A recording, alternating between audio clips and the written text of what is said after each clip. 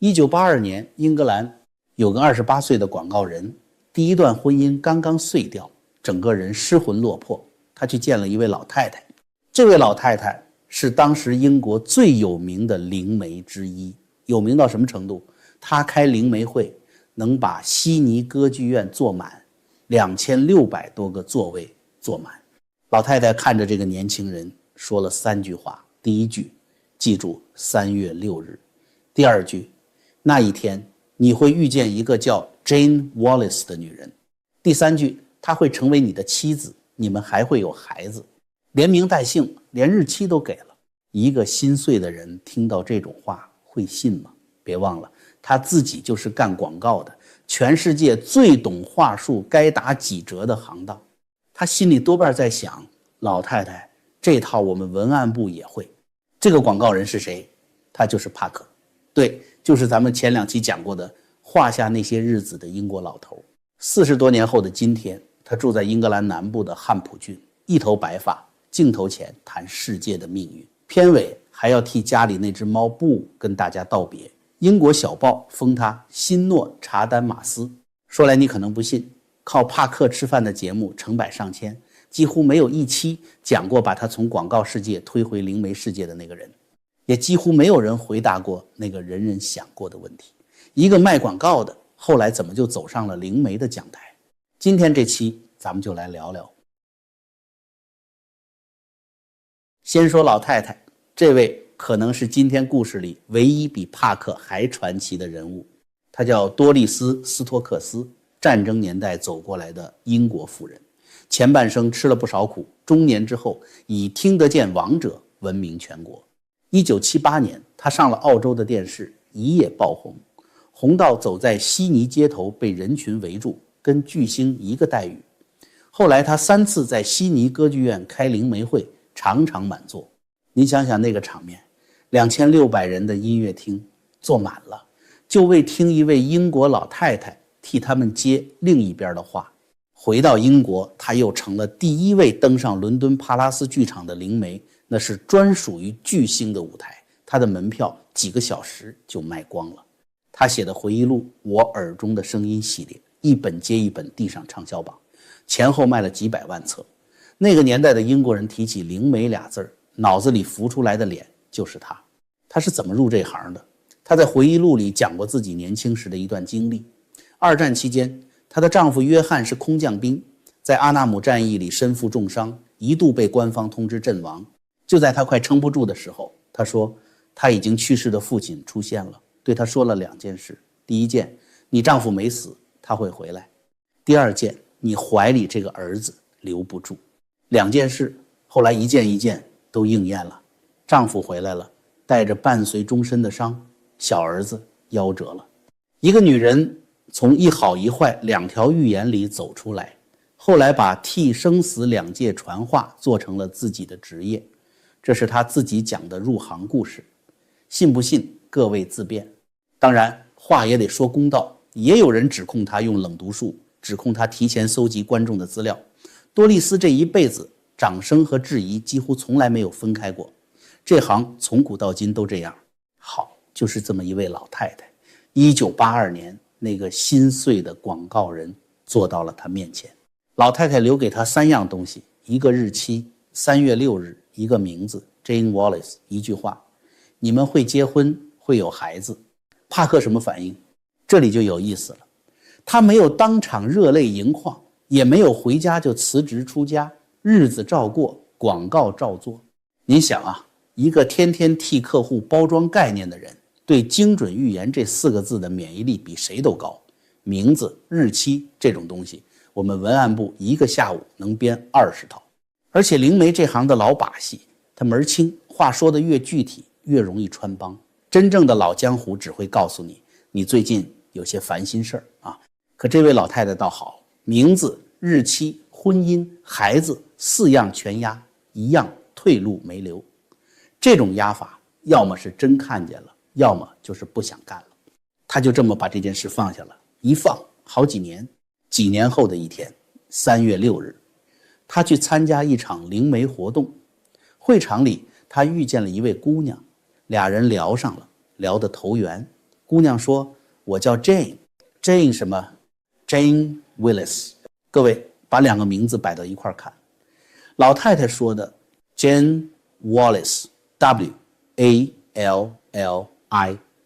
眼前这位 Jane Willis W-I-L-L-I-S，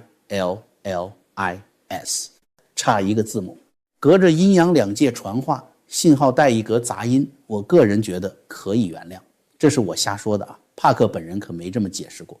日期对上了，名字差一个字母，3个月后两人结婚，再后来孩子也有了。老太太当年那句话一个字一个字全部落了地。广告人最懂概率，名字、日期、婚姻、孩子4个条件同时命中，这概率有多低，他比谁都算得清。也正因为算得清，这件事在他心里砸出的坑比在旁人心里深得多。别人的话术骗不了他，可这一回他翻来覆去找不到骗术藏在哪儿。顺带说一句，这桩婚事还有另一半故事。帕克早年视频的简介里提过，把他们俩推到一块儿的除了多丽丝，还有简已经去世的祖母。具体怎么个推法，简介里没细讲，得听他自己说。婚后不久，帕克放下了自己一手创办一手经营的广告公司，简也辞了职。他原来是精神科的护士，正经医疗系统里的人。您掂量掂量这个决定的分量，一边是自己开的公司，看得见的现金流，另一边呢，80年代的英国，灵媒俩字往名片上一印，亲戚聚会都得绕着你走。可两口子还是走了。去干什么？替人做私人解读，替报刊写通灵专栏，后来站上了唯灵论教堂的讲台。唯灵论教堂的讲台跟电视上的玄学节目是两码事，台下坐着的很多是刚刚失去亲人的人，丈夫没了的，孩子走了的，攥着手帕，眼睛直直地盯着你。你站在台上替他们接另一边的话，接得上，台下有人当场哭出声，接不上，人家带着空落落的心回家。这份工作的分量比写广告词重得多。帕克在这样的讲台上站了好些年。到了90年代，这位前广告公司老板站进了英国的早餐电视 Channel 4的 The Big Breakfast， 驻场灵媒。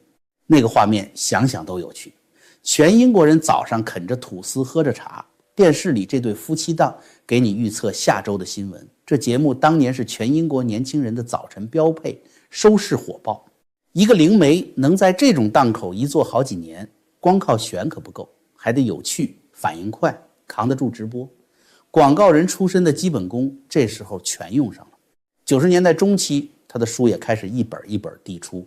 可讲到这儿，还剩一个更根本的问题，也是今天最要紧的一个问题。一个精明的广告人，一个靠制造话术、拆穿话术吃饭的人，凭什么就信了？答案还真就不在1982年，得往回倒回他还是个孩子的时候。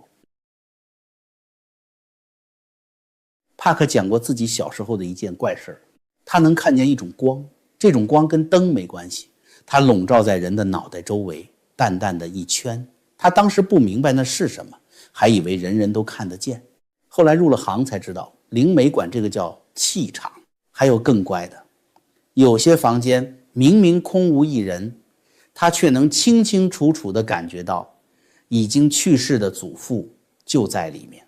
注意，他的原话用的是感觉到，他没说看见一个老头站在墙角，那就成恐怖片了，是那种说不清道不明，可就是确凿无疑的感觉，这屋里有人，而且我知道是谁。这种事搁普通人家，孩子多半要挨一句别瞎说。可帕克家不一样，他的祖母本人就是灵媒，他的父亲研究超自然现象，这种事儿在他家饭桌上估计跟聊天器差不多。所以小帕克没有被吓出什么阴影，反倒是在一种这事儿挺正常的家庭气氛里长大的。这一点很重要，他决定了他一辈子对那个世界的态度，不怕也不神话。那么问题来了，这位去世之后似乎也没有完全离开孙子世界的祖父，生前是个什么人？这就得说到1914年英格兰的一座火车站，第一次世界大战刚开打，月台上排着一列新兵，马上装车运往法国前线。站台上什么声音都有，军乐、口哨，母亲们压着嗓子的哭。队伍里混着一个孩子，14岁，虚报了年龄挤进来的。那个年代，这种热血少年一抓一大把，孩子攥着那份晃来的兵籍，兴奋的脸都红了。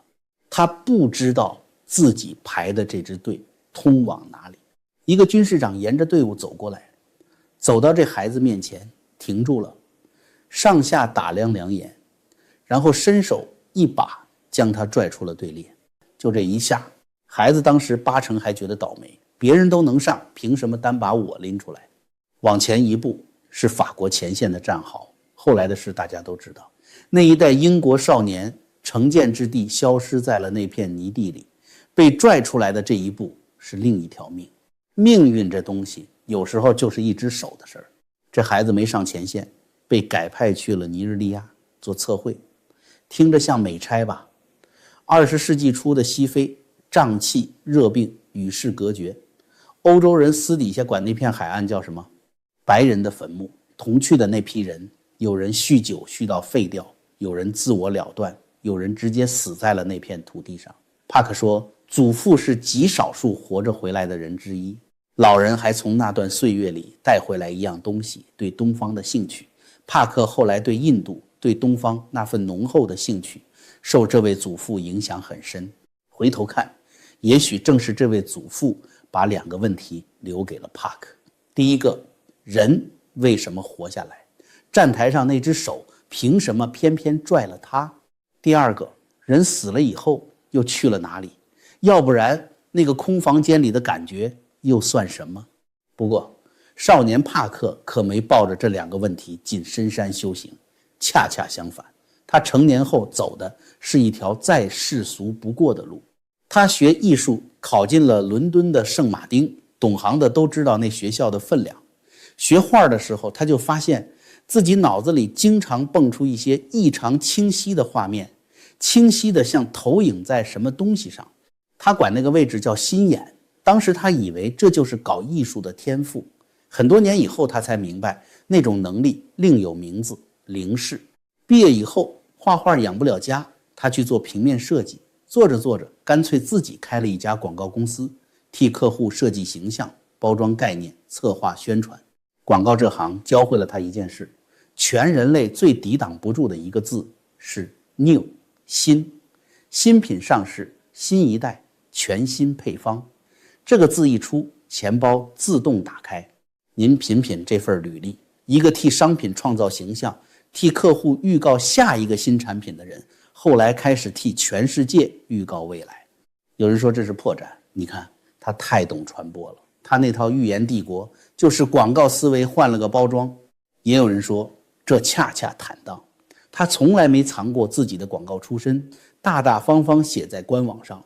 我个人多说一句，一个真想靠话术骗人的人，通常会给自己编一个更玄的出身，深山学艺、高人灌顶之类。老老实实承认我以前是卖广告的，这种自曝倒不太像骗子的操作，当然仅供参考。反正事实是他差一点就一直留在广告世界里了，老婆孩子热炕头，公司开着，钱赚着。直到1982年，多丽丝开口，好，现在2条线接上了，童年的空房间，成年的广告公司，中间横着多丽丝的那个日期。那么人生换轨之后，帕克干的这份新工作到底是怎么运作的？大众想象里的预言家是坐在水晶球前面看电影的，画面刷刷的过，他负责转述。可帕克自己说，在各种感知方式里，他最主要的通道是听，行话叫聆听。什么叫听？他形容过那个过程，就像一个念头忽然进入你的脑海，你不知道它从哪儿来，但它带着一种质地，和你自己的念头质地不一样。什么感觉？我替各位打个比方，这比方是我打的啊。您正想着晚饭吃什么，脑子里忽然蹦进来一个名字，一个您八竿子打不着的名字，它就杵在那儿不走，还带着分量。您的念头是您自己想出来的，这个是进来的。帕克的功课就是分辨哪个是想出来的，哪个是进来的。这一手他说要练很多年，所以他领到的常常只有一句没头没尾的话，一种感觉，几针碎片。他嘴边常挂一句圣经，我是隔着一面昏暗的镜子看未来的。古人拿黑曜石当镜子，照出来的影子明明灭灭，看得见轮廓，看不清年份，看得见画面，看不准门牌。这也解释了他的老毛病，事件常常说对，年份常常押错，镜子里没有日历。这一点他从不讳言，咱们给帕克对账那期节目，各位也都领教过了。可偏偏有一回连门牌都撞上了。他上夏特纳的节目，就是《星际迷航》里那位柯克舰长，谈到川普遇袭的画面，他事先说的只有半句话，我看到的画面和当年里根那次一模一样。后来第3次刺杀企图发生了，事发之后人们才反应过来，出事的地点正是1981年里根中枪的同一座华盛顿希尔顿酒店。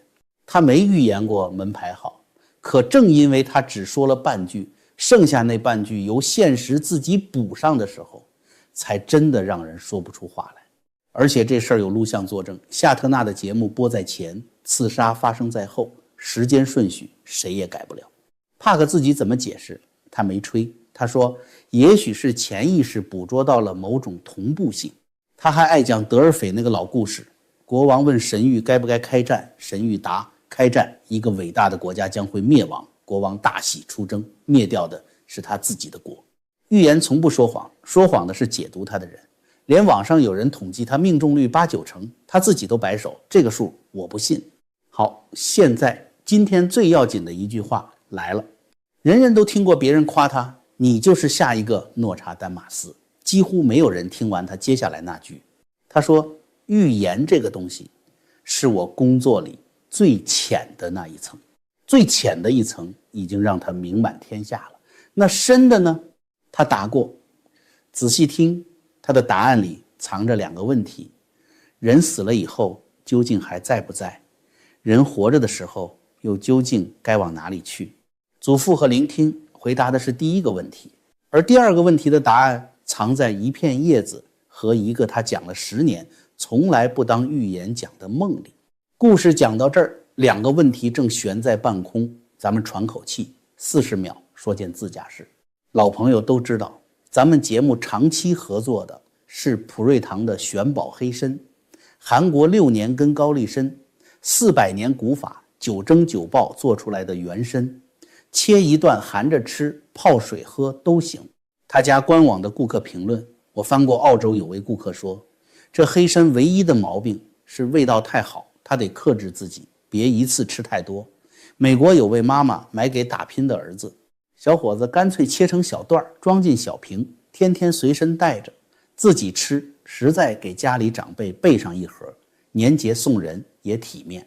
现在给咱们观众的优惠很实在，购买满$500直接送1整根黑参，多买多送，上不封顶，全球包邮。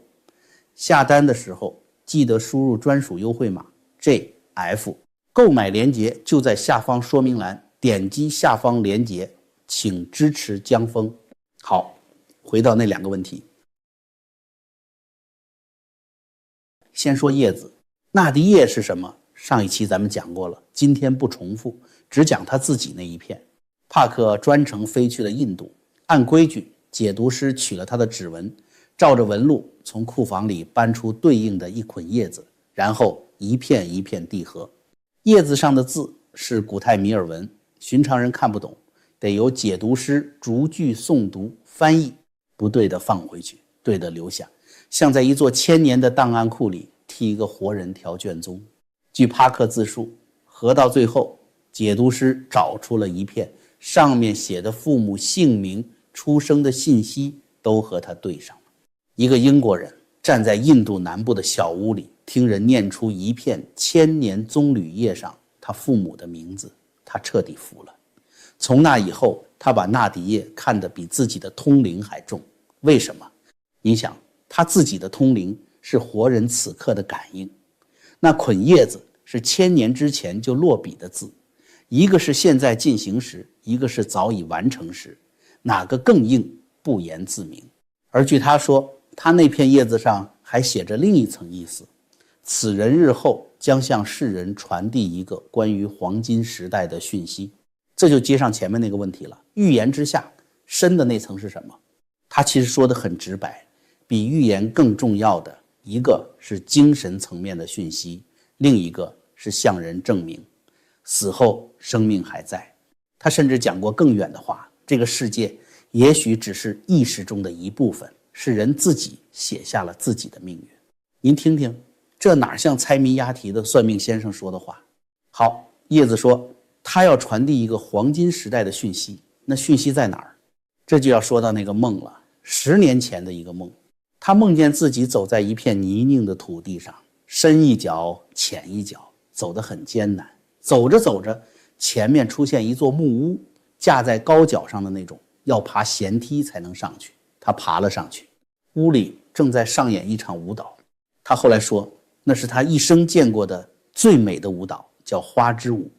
而指挥这场舞蹈的，他一眼就认出来了，一位长胡子的老人，就是老子。老子对他说了一句话，这就是中国的未来。各位，帕克是个英国人，跟中国八竿子打不着，可他梦里认出来的偏偏是老子2500年前写下5000言的那一位。这个梦打哪儿来，他自己也没解释清楚过，他只认定一件事，这个梦重要。这个梦他写进了书里，此后10年反反复复的讲到老观众都能背了。有一点很特别，这梦的细节他讲的时候从不添油加醋，泥泞就是泥泞，高脚屋就是高脚屋，花就是花。解梦他不解，他就把这个谜面原原本本的撂在那儿，一撂10年。到了2024年11月18日，他在发布年度预言的时候，又一次重述了这个梦，而且加了一句预告：简和，我很快就会去看这场舞蹈。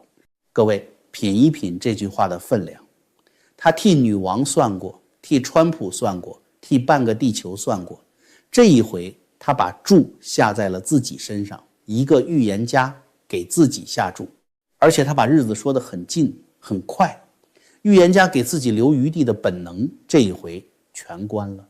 这种票开起讲来可不留情面，去了就是去了，没去全网看着。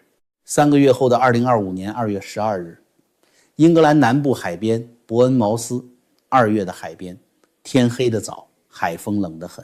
长亭剧院是当地的老牌剧院，那天晚上门口的海报上写着一场来自纽约的演出的名字。帕克和简坐进了观众席，台上演的是神韵。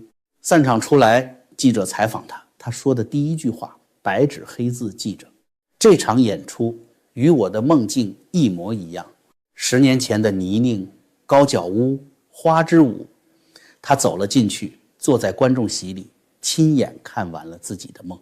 他还打了一个比方，说台上的这种东西就像一朵花绽放后，种子随风飘散，落入世界各地，最终又回归故土，再次生根发芽。